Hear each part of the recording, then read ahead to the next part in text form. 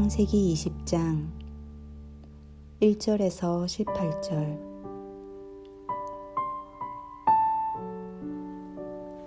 아브라함이 거기서 네게브 땅으로 옮겨가 가데스와 술 사이 그랄에 거류하며 그의 아내 사라를 자기 누이라 하였으므로 그랄 왕 아비멜렉이 사람을 보내어 사라를 데려갔더니 그 밤에 하나님이 아비멜렉에게 현몽하시고 그에게 이르시되 내가 데려간 이 여인으로 말미암아 내가 죽으리니 그는 남편이 있는 여자임이라.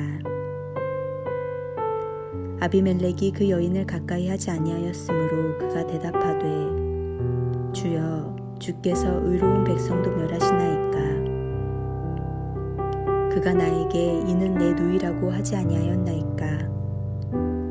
그 여인도 그는 내 오라비라 하였사오니 나는 온전한 마음과 깨끗한 손으로 이렇게 하였나이다. 하나님이 꿈에 또 그에게 이르시되 내가 온전한 마음으로 이렇게 한 줄을 나도 알았으므로 너를 막아 내게 범죄하지 아니하게 하였나니 여인에게 가까이 하지 못하게 함이 이 때문이니라.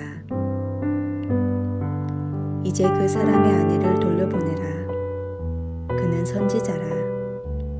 그가 너를 위하여 기도하리니 내가 살려니와 내가 돌려보내지 아니하면 너와 내게 속한 자가 다 반드시 죽을 줄 알지니라. 아비멜렉이 그날 아침에 일찍이 일어나 모든 종들을 불러 그 모든 일을 말하여 들려주니 그들이 심히 두려워하였더라. 아비멜렉이 아브라함을 불러서 그에게 이르되 내가 어찌하여 우리에게 이렇게 하느냐? 내가 무슨 죄를 내게 범하였기에 내가 나와 내 나라가 큰 죄에 빠질 뻔하게 하였느냐? 내가 합당하지 아니한 일을 내게 행하였도다 하고 아비멜렉이 또 아브라함에게 이르되 내가 무슨 뜻으로 이렇게 하였느냐? 아브라함이 이르되 이곳에서는 하나님을 두려워함이 없으니 내 아내로 말미암아 사람들이 나를 죽일까 생각하였으미요. 또 그는 정말로 나의 이복 누이로서 내 아내가 되었음이니라. 하나님이 나를 내 아버지의 집을 떠나 두루 다니게 하실 때에 내가 아내에게 말하기를 이후로 우리의 가는 곳마다 그대는 나를 그대의 오라비라 하라. 이것이 그대가 내게 베풀 은혜라 하였었노라. 아비멜렉이 양과 소와 종들을 이끌어 아브라함에게 주고 그의 아내 사라도 그에게 돌려보내고 아브라함에게 이르되 내 땅이 내 앞에 있으니 내가 보기에 좋은 데로 거주하라 하고 사라에게 이르되 내가 은 1000개를 내 오라비에게 주어서 그것으로 너와 함께한 여러 사람 앞에서 내 수치를 가리게 하였노니 내 일이 다 해결되었느니라. 아브라함이 하나님께 기도하매 하나님이 아비멜렉과 그의 아내와 여종을 치료하사 출산하게 하셨으니 여호와께서 이 왕의 아브라함의 아내 사라의 일로 아비멜렉의 집의 모든 태를 닫으셨음이더라.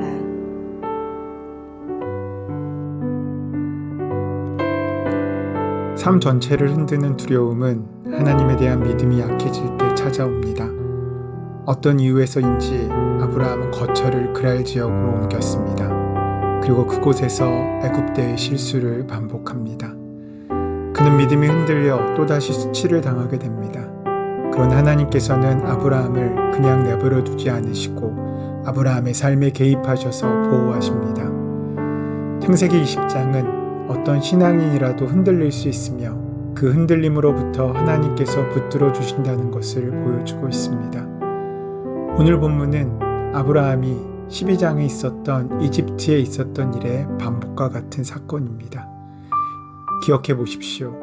아브라함이 애굽 왕에게 목숨을 구하기 위해 자신의 아내를 누이라고 속여 빼앗길 위기를 당하자 하나님께서 개입하셔서 문제를 해결해 주신 적이 있습니다. 애굽에 있었던 아브라함의 잘못된 처방으로 아브라함의 후손을 통한 하나님의 꿈이 무산될 뻔할 때 하나님은 직접 나서셔서 그 문제를 해결하셨습니다. 그런데 시간이 지난 후에도 아브라함은 똑같은 실수를 반복합니다. 차이점이 있다면 이번에는 이집트와 같은 대제국도 아닌 팔레스타인의 작은 도시 국가의 왕이 그 대상이라는 점, 그 왕이 매우 의롭고 성숙한 성품을 지녔다는 점, 그리고 아브라함이 20년이 넘도록 하나님이 어떤 분이신지를 경험한 이후에 발생한 사건이라는 것 등입니다. 무엇 하나 아브라함에게 핑곗거리가 될 수 있는 것이 하나도 없었기에 아브라함의 행동은 더욱 실망스럽습니다. 하지만 이 이야기는 그의 완전함과 상관없이 아브라함은 여전히 복과 저주의 통로이며 하나님은 태를 열고 닫는 분이심을 분명하게 보여주고 있습니다. 하나님께서 또 나서십니다. 다급한 상황에서 하나님께서 아비멜렉에게 말씀하십니다. 내가 취한 이 여인으로 인하여 내가 죽으리라. 그가 남의 아내임이니라. 그러자 아비멜렉이 하나님께 항의하듯 대답합니다. 주께서 의로운 백성도 멸하십니까? 그가 나더러 이는 내 누이라 하지 아니하였습니까? 그 여인도 그는 내 오라비라 하였사오니 나는 온전한 마음과 깨끗한 손으로 이렇게 하였습니다. 하나님이 대답하십니다. 내가 온전한 마음으로 이렇게 한 줄을 나도 알았으므로 너를 막아 내게 범죄하지 않게 하였나니 여인에게 가까이 못하게 하려 함이 이 까닭이니라. 이제 그 사람의 아내를 돌려보내라. 그는 선지자라. 그가 너를 위하여 기도하리니 내가 살려니와 내가 돌려보내지 않으면 너와 내게 속한 자는 다 정령 죽을 줄 알지니라. 아브라함의 합당하지 못한 일, 잘못된 선택 때문에 한 나라가 멸망할 뻔했고 하나님께서는 항의를 받으셔야 했습니다. 아침 일찍 일어난 아비멜렉은 두려움 속에서도 아브라함을 생각하며 얼마나 황망했겠습니까?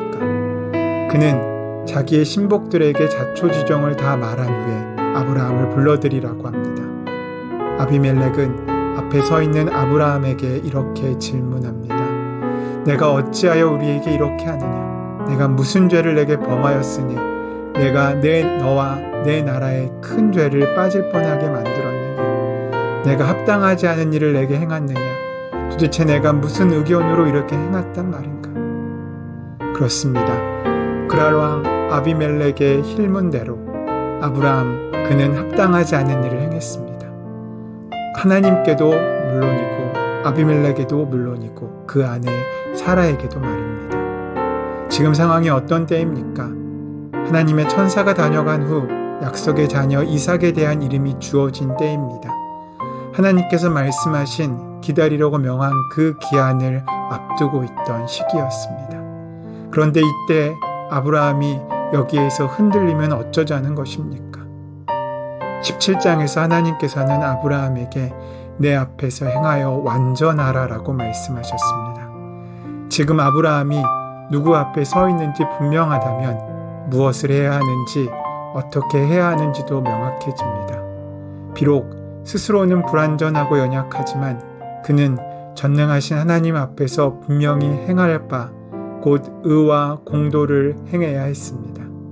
다시 말해 사라를 지키면서 이삭이 태어날 그때까지의 기한을 기다려야 했습니다.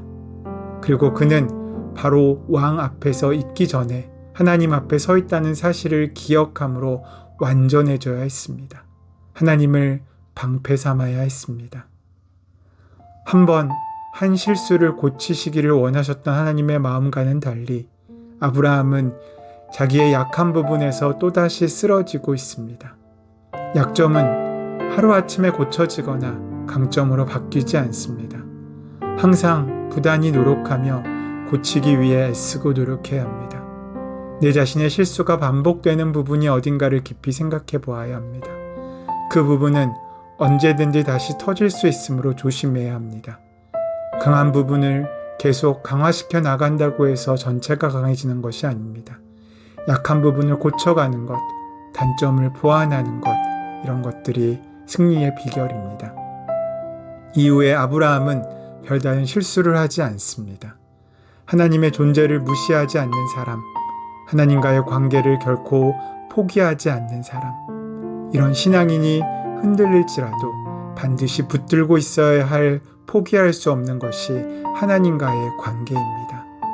하나님께서 요구하셨던 완전함은 그 스스로의 완벽함이 아니라 끝까지 하나님과의 관계 속에서 자신의 연약함을 고쳐가는 훈련 속에 뒤처지지 않고 완주하는 그 완전함이 우리에게 필요한 것입니다.